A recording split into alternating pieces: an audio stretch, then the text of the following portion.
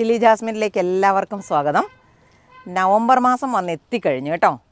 നമുക്ക് ഈ നവംബർ മാസത്തിൻ്റെ പ്രത്യേകത എന്ന് പറഞ്ഞാൽ പകൽ കുറവും രാത്രി കൂടുതലുമാണ്. അതുമാത്രമല്ല ഒരു ചെറിയ തണുപ്പും അതുപോലെ പകൽ സമയത്ത് ചെറിയൊരു ചൂടും അങ്ങനെ ഏകദേശം പച്ചക്കറി ചെടികളുടെ വളർച്ചയെയും വിളവിനെയും നല്ലപോലെ സഹായിക്കുന്ന സാഹചര്യങ്ങളാണ് ഇപ്പോഴുള്ളത്. അതുകൊണ്ട് നേരത്തെ സമയത്ത് കൃഷി ചെയ്യാത്തവരുണ്ടെങ്കിൽ പോലും ഈ നവംബർ മാസത്തിൽ കൃഷി ചെയ്യാനായിട്ട് നോക്കണം. അപ്പം നവംബർ മാസത്തിലെ കൃഷിയെക്കുറിച്ച് പറയുമ്പം ഏറ്റവും ആദ്യം നമുക്ക് പറയാനുള്ളതെന്ന് പറയുന്നത് ശീതകാല പച്ചക്കറികളെക്കുറിച്ചാണ്. ശീതകാല പച്ചക്കറികളെന്ന് പറഞ്ഞാൽ നമുക്കറിയാം cabbage, cauliflower, lettuce, carrot, beetroot പോലെയുള്ളവയാണ്. ഇതിനൊക്കെ തന്നെ ഏകദേശം ഒരു 2 മുതൽ 3 മാസത്തിനുള്ളിൽ നമുക്ക് വിളവെടുക്കാൻ സാധിക്കുന്നതുമാണ്.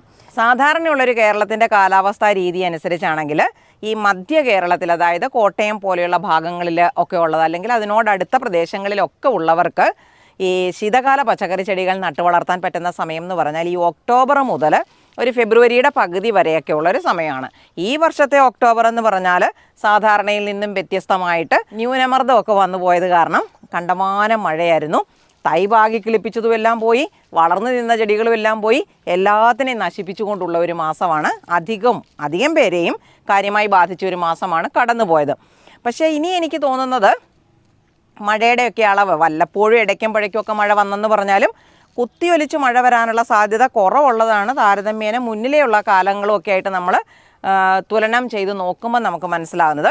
അതുകൊണ്ട് കൃഷി ചെയ്യാൻ മടി പിടിച്ചിരിക്കേണ്ട, എല്ലാവർക്കും തന്നെ തുടങ്ങാം.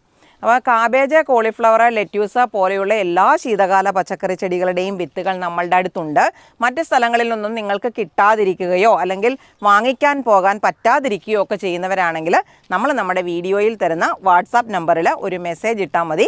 ഞാൻ നിങ്ങൾക്കത് വീട്ടിലേക്ക് അയച്ചു തരാം. അവർ വീട്ടിൽ കൊണ്ട് എത്തിച്ചു തരും. നട്ട് വളർത്തിയാൽ മാത്രം മതി. ഇത് ഉള്ളി നമ്മൾ നട്ടുപിടിപ്പിച്ചിരിക്കുന്നതാണേ, കണ്ടോ. ഇപ്പോൾ ഈ ഉള്ളി നട്ടുപിടിപ്പിക്കാൻ നല്ലൊരു സമയമാണിപ്പം. ഉള്ളി നട്ടുപിടിപ്പിക്കാത്തവരാരെങ്കിലും ഉണ്ടെങ്കിൽ നട്ടുപിടിപ്പിക്കണം. ഉള്ളിയുടെ കൃഷി എന്ന് പറഞ്ഞാൽ നല്ല എളുപ്പത്തിലുള്ളതാണ്. ഒരു 3 മാസം കൊണ്ട് തന്നെ നമുക്ക് വിളവെടുക്കാനായിട്ട് സാധിക്കും.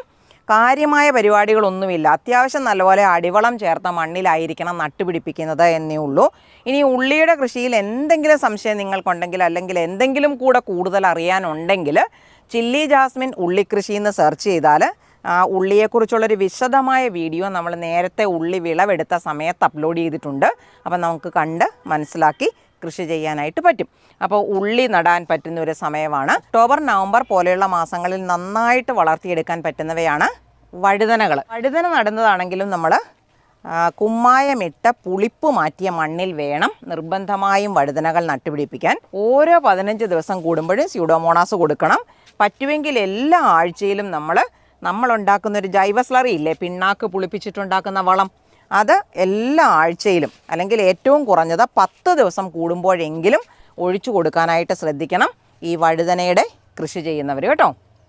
വഴുതനയെന്ന് പറഞ്ഞു കഴിഞ്ഞാൽ വയലറ്റ് നീളത്തിലുള്ളതുണ്ട്, അതുപോലെ തന്നെ പച്ച നീളത്തിലുള്ളതുണ്ട്, പച്ച ഉരുണ്ടതുണ്ട്, ഉണ്ട വഴുതനയുണ്ട്, കത്രിക്കയുണ്ട്. ഇപ്പോൾ ഇവിടെ തന്നെ ഈ നിൽക്കുന്നതെന്ന് പറയുന്നത് ഇതിൻ്റെ കായ ആദ്യത്തെ വിളവെടുപ്പൊക്കെ കഴിഞ്ഞതിന് ശേഷം വീണ്ടും ഉണ്ടായി തുടങ്ങുന്നതാണേ, കണ്ടോ.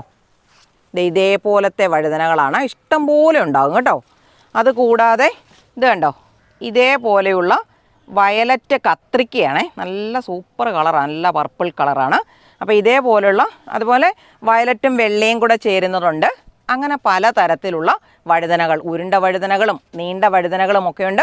നമ്മുടെ ഇഷ്ടത്തിനനുസരിച്ച് നമുക്ക് ഏതാണോ ഇഷ്ടം അത് നിങ്ങൾക്ക് അതിൻ്റെ വിത്തുകൾ പാകി മുളപ്പിച്ച് തൈകളാക്കി അല്ലെങ്കിൽ എവിടെ നിന്നെങ്കിലും തൈകൾ വാങ്ങിക്കാൻ കിട്ടുന്നതുണ്ടെങ്കിൽ അങ്ങനെ വാങ്ങിച്ചിട്ടാണെങ്കിലും ഈ സമയത്ത് നട്ടുപിടിപ്പിക്കണം.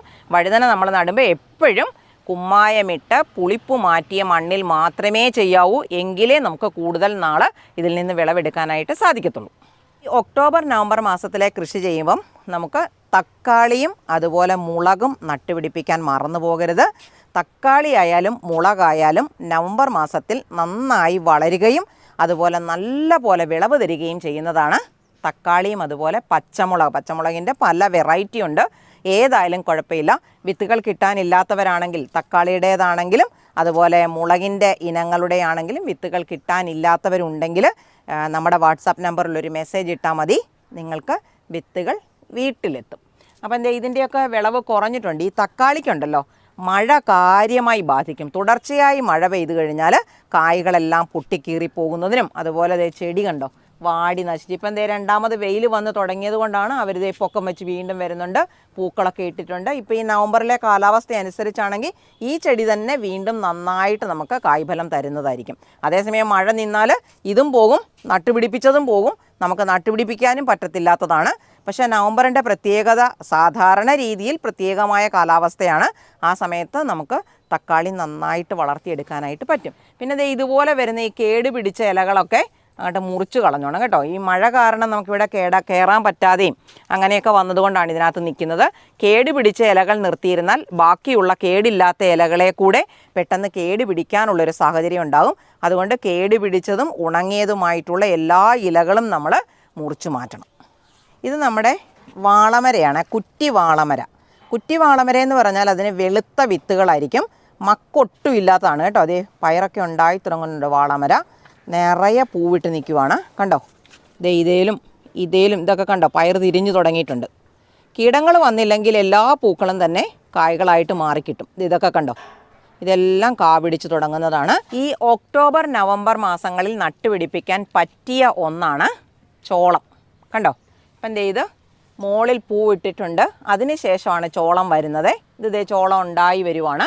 അപ്പം ചോളത്തിനകത്ത് നിറയെ മണികൾ വരണമെങ്കിൽ ആ ചോളത്തിൻ്റെ ആ മുകളിലുണ്ടാകുന്ന പൂവില്ലേ, അതിൽ നിന്ന് പൂമ്പൊടികൾ ഇതിനകത്ത് എത്ര കൂടുതൽ വീഴുന്നോ അതിനനുസരിച്ചാണ് ചോളമണികൾ ചോളത്തിനകത്ത് നിറയുന്നത് കേട്ടോ. ഈ മഴക്കാലമൊക്കെ ആണെങ്കിൽ അതിനകത്തെ പൂമ്പൊടി മഴയിൽ നനഞ്ഞു പോകുന്നത് കൊണ്ടാണ് ആ സമയത്തുണ്ടാകുന്ന കായ്കളിൽ ചോളം മണികളുടെ എണ്ണം കുറവായിരിക്കും. അത് പോളിനേഷൻ നടക്കുന്നത് കുറഞ്ഞു പോകുന്നതാണ് കാരണം. ഇവിടെ പല പ്രായത്തിലുള്ള ചോളമാണുള്ളത്. ഞാൻ നിങ്ങളെ ചോളം കായ്ച്ച് ഏകദേശം വിളവെടുക്കാനോട് അടുക്കുന്ന ചോളം ഞാൻ നിങ്ങളെ കാണിച്ചിട്ടുണ്ട്. ഇതിപ്പോൾ രണ്ടാമത് വിരിഞ്ഞിട്ടുള്ളതാണ്. ഇത് ദേ മോളിൽ പൂ വന്നിട്ടുണ്ട്, അപ്പം ചോളം വരാറായിട്ടുണ്ട് ഇതിന്. ഇതുപോലെ പല അളവിലുള്ള ചോളങ്ങൾ വേണം നമ്മൾ വെച്ച് പിടിപ്പിക്കാൻ. അല്ലാതെ എല്ലാ സമയം ഇപ്പം ഒരു പ്രാവശ്യം നമ്മളെല്ലാം കൂടി ഒരു 100 ചോളം വെച്ച് പിടിപ്പിച്ച് എല്ലാം കൂടെ വിളവെടുത്താൽ നമുക്കിപ്പം ചെറിയ അടുക്കളത്തോട്ടം നടത്തുന്നവർക്കും അതുപോലെ ടെറസിലൊക്കെ നമ്മുടെ ആവശ്യത്തിന് വേണ്ടി കൃഷിയൊക്കെ ചെയ്യുന്നവരാണെങ്കിൽ അവർക്കിത് വിൽക്കാനുള്ള മാർക്കറ്റ് കണ്ടുപിടിക്കാനൊക്കെ പ്രയാസമാണ്. അപ്പം നമ്മുടെ ആവശ്യത്തിനുള്ളത് ചെയ്താൽ മതി. ഒരു 2, 4, 6, 8 ഒക്കെ വരെയുള്ള പല അവസരങ്ങളിലായിട്ട് നട്ടുപിടിപ്പിക്കണം. അപ്പം നമുക്ക് സ്ഥിരമായിട്ട് അല്ലെങ്കിൽ ഇടയ്ക്കിടയ്ക്ക് ഇതുപോലത്തെ കായ്കളൊക്കെ കിട്ടിക്കൊണ്ടിരിക്കും. പിന്നെ എല്ലാവരും പ്രത്യേകം ശ്രദ്ധിക്കേണ്ടുന്നൊരു കാര്യമാണ്, ചീര വളർത്താൻ പറ്റിയ സമയമാണ്. ചീരയെന്ന് പറഞ്ഞാൽ പച്ച ചീരയും ചുവന്ന ചീരയും അതുപോലെ സുന്ദരി ചീരയും പട്ടുചീരയും വ്ളാത്താങ്കര ചീരയും പാൽ ചീരയും മയിൽപ്പീലി ചീര, അങ്ങനെ പല ഇനത്തിലുള്ള ചീരകളുണ്ട്. ചീരകളുടെ വിത്തുകളെല്ലാം തന്നെ നമ്മുടെ അടുത്തുണ്ട്. അപ്പം ചീരകളുടെ വിത്തുകൾ ഇപ്പം മയിൽപ്പീലി ചീരയോ പാൽ ചീരയോ അങ്ങനെയുള്ള സുന്ദരി ചീരയോ അങ്ങനെയുള്ള വെറൈറ്റി ചീരകൾ ആർക്കെങ്കിലും കിട്ടാൻ ആവശ്യമുണ്ടെങ്കിൽ നമ്മൾ തരുന്ന വാട്സാപ്പ് നമ്പറിൽ കൂടെ മെസ്സേജ് ഇട്ടാൽ മതി, നിങ്ങൾക്കും കിട്ടും. നിങ്ങളുടെ വീട്ടിലും ചെറിയ ചെറിയ തടങ്ങളിലും ചെറിയ ചെറിയ സ്ഥലങ്ങളിലും ഗ്രോ ബാഗുകളിലുമൊക്കെയായി നമ്മുടെ ആവശ്യത്തിനുള്ള ചീരകളെ വളർത്തിയെടുക്കാൻ പറ്റും. ഇപ്പം ഇത് പച്ചച്ചീരയാണ്. ഇത് നമ്മൾ നട്ട് വളർത്താതെ തന്നെ നമ്മളിവിടെ സ്ഥിരമായി ചെയ്യുമ്പം വീണ്ടും വീണ്ടും നല്ല സമയം ചീരയെ വളർത്താൻ പറ്റിയ സമയം വരുമ്പോൾ അവർ തന്നെത്താനെ കിളുത്ത് വരും. അങ്ങനെ വന്നിരിക്കുന്നതാണ് ഈ ചീര. അപ്പോൾ ഇത് നമുക്കിപ്പം വിളവെടുക്കുവാണെങ്കിൽ ഒരു തോരനുള്ള ചീര കിട്ടാനുണ്ട് പല സ്ഥലങ്ങളിൽ. ഇതൊക്കെ കണ്ടോ, ഇതിങ്ങനെ അവിടെ ഇവിടെ എല്ലാം ചീരകൾ വളർന്നു നിൽക്കും. ചിലതൊക്കെയാണെങ്കിലും ഇപ്പം മുളകിൻ്റെ വളർച്ചയെ തടസ്സപ്പെടുത്തുന്നു എന്നൊക്കെ കാണുവാണെങ്കിൽ ഞാനത് പെട്ടെന്ന് തന്നെ മുറിച്ചു മാറ്റും. അതുപോലെ പയറുകൾ, ഇപ്പം ഇത് കണ്ടോ, പച്ചപ്പയറാണ്. പച്ചപ്പയറും അതുപോലെ വയലറ്റ് പയറും ഉണ്ട്. അപ്പം പയറുകൾ കിട്ടാനില്ലാത്തവരാണെങ്കിൽ ഒന്ന് മെസ്സേജ് ഇട്ടാൽ മതി, എൻ്റെ വിത്തുകൾ ഞാൻ എത്തിച്ചു തരാം. ഇത് നല്ല സൂപ്പർ പയറാണ്. നമുക്ക് ഈ പയറങ്ങ് വിളവെടുത്തേക്കാം. അവിടെ ഇവിടെയൊക്കെ ആയിട്ട് 5-6 എണ്ണം ഉണ്ട് കണ്ടോ. ഇത് കണ്ടോ, ഇതുപോലെ ഇങ്ങനെ ഉണ്ടായിക്കൊണ്ടിരിക്കും. അപ്പം ഉള്ളത്രയും പയർ ഞാനങ്ങോട്ട് വിളവെടുക്കുവാണേ, എടുത്തിട്ട് കാണിക്കാം കേട്ടോ. ഇത്രയും പയർ കിട്ടിയിട്ടുണ്ട് കേട്ടോ, ഒരു പിടി പയർ കിട്ടിയിട്ടുണ്ട്. പിന്നെ ഞാൻ ആ പോക്ക് പോയ വഴിക്ക് ഒരു കുഞ്ഞു പാവയ്ക്ക കിട്ടി. പാവലെല്ലാം തന്നെ തീർന്നിരിക്കുവാണ്. ഇനി അടുത്ത സെറ്റ് ഉണ്ടായി തുടങ്ങണം. ഇത് വേണേൽ നമുക്ക് പറിച്ചെടുക്കാവുന്നതാണ്. പീച്ചിൽ അവിടെ ഇവിടെയൊക്കെ പീച്ചിലുണ്ടായി കിടപ്പുണ്ട്. ഈ പീച്ചിൽ അങ്ങോട്ട് വിളവെടുക്കുവാണേ. ഇവിടെ വേറൊരെണ്ണം കിടപ്പുണ്ട്, ഒരു 2 എണ്ണം. ഈ 2 എണ്ണം ഉണ്ടെങ്കിൽ നമുക്ക് നല്ലതായിട്ടൊരു തോരൻ വെക്കാനായിട്ട് പറ്റും. തോരൻ മാത്രമല്ല, ഇത് പുളിങ്കറിയൊക്കെ വെക്കാൻ പറ്റും. ഇന്നലെ ഞാൻ ചൗ വിളവെടുത്തപ്പം കണ്ടവരുണ്ടോ? ചൗവും നമുക്ക് ഇതുപോലെ തന്നെ ഇപ്പോൾ കോട്ടയത്ത് വളർത്തിയെടുക്കാൻ പറ്റുമെങ്കിൽ പിന്നെ ആർക്കും വളർത്തിയെടുക്കാൻ പറ്റാത്തത് കാണത്തില്ല. ഞാൻ ടെറസിൽ ഒരെണ്ണം വളർത്തി തുടങ്ങിയിട്ടുണ്ട്. അത് കായ്ക്കുവാണെങ്കിൽ ഞാൻ നിങ്ങൾക്ക് പറഞ്ഞു തരാവേ. മറ്റേത് എൻ്റെ പറമ്പിലാണല്ലോ നിൽക്കുന്നത്.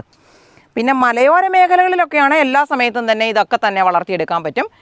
ഈ തക്കാളിയും കൂടെ നമുക്ക് വിളവെടുക്കാം കേട്ടോ. ഇതൊക്കെ മറിഞ്ഞു പോയി ആ മഴയത്ത്. പിന്നെ ഇവിടെ ഒരു 5-6 എണ്ണം ഉണ്ട്. ഇനി അടുത്ത സെറ്റ് നമുക്ക് വെച്ച് പിടിപ്പിക്കാൻ ചെയ്യേണ്ട സമയമാണിപ്പം. കണ്ടോ? അപ്പോൾ നമുക്ക് അത്യാവശ്യം ഒരു 2 എണ്ണം അപ്പുറത്തേത്തെ കിടപ്പുണ്ടായിരുന്നു, അതും കൂടെ പറിച്ചു. അപ്പോൾ ഇത്ര എണ്ണം കിട്ടിയിട്ടുണ്ട്. പുതിയ തക്കാളിയൊക്കെ ഞാൻ വെച്ച് പിടിപ്പിച്ചിട്ടുണ്ട്. ആദ്യമൊക്കെ നട്ടത് കണ്ടോ, ഇത്രയും വളർന്നു വന്നേച്ച് അതൊക്കെ വാടിപ്പോയി ആ മഴ പെയ്ത സമയത്ത്. ചോട്ടി വെള്ളം കെട്ടി നിൽക്കുന്നതുകൊണ്ടാണ് അങ്ങനെ വരുന്നത്. പടർന്ന് വളരുന്ന എല്ലാ ഇനം പച്ചക്കറികളും, അതായത് പാവലായാലും പടവലമായാലും മത്ത, കുമ്പളം, ചുരയ്ക്ക, പീച്ചിൽ, അതുപോലെ സാലഡ്, കുക്കുംബർ ഒക്കെ നട്ടുപിടിപ്പിക്കാൻ പറ്റിയ സമയമാണ്. ആരും മടി പിടിച്ച് കൃഷി ചെയ്യാതിരിക്കരുത്.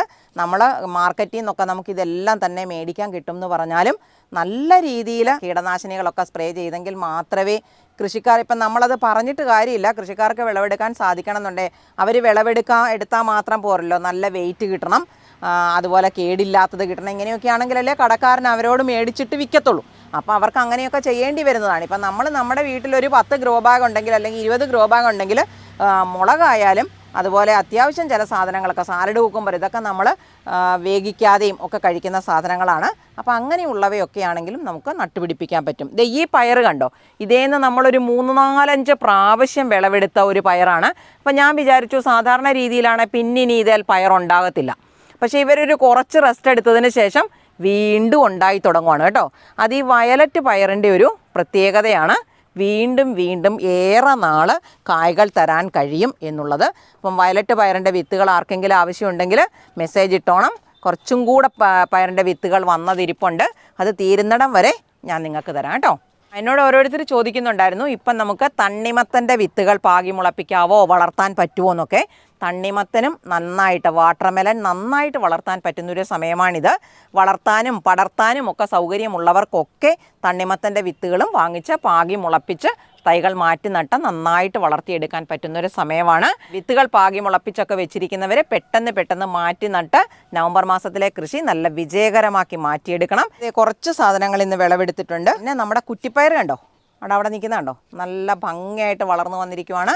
ഏകദേശം കായ പിടിക്കാറൊക്കെ ആയിട്ടുണ്ട് കണ്ടോ. അപ്പോൾ കുറ്റിപ്പയർ ആവശ്യമുള്ളവർ വാങ്ങിച്ച് നട്ടുപിടിപ്പിച്ചോണം. മഴ കുറവുള്ള സമയത്താണ് നമുക്ക് പച്ചക്കറി കൃഷി നന്നായിട്ട് ചെയ്യാൻ പറ്റുന്നതും നല്ല പോലെ വിളവ് കിട്ടുന്നതും വിളവെടുക്കാൻ പറ്റുന്നതും. അപ്പോൾ ഇന്നത്തെ വീഡിയോ നമ്മൾ ഇവിടെ അവസാനിപ്പിക്കുവാണ്. ഇതേപോലെ മറ്റൊരു നല്ല വീഡിയോയുമായി നമുക്ക് അടുത്ത ദിവസം വീണ്ടും കാണാം.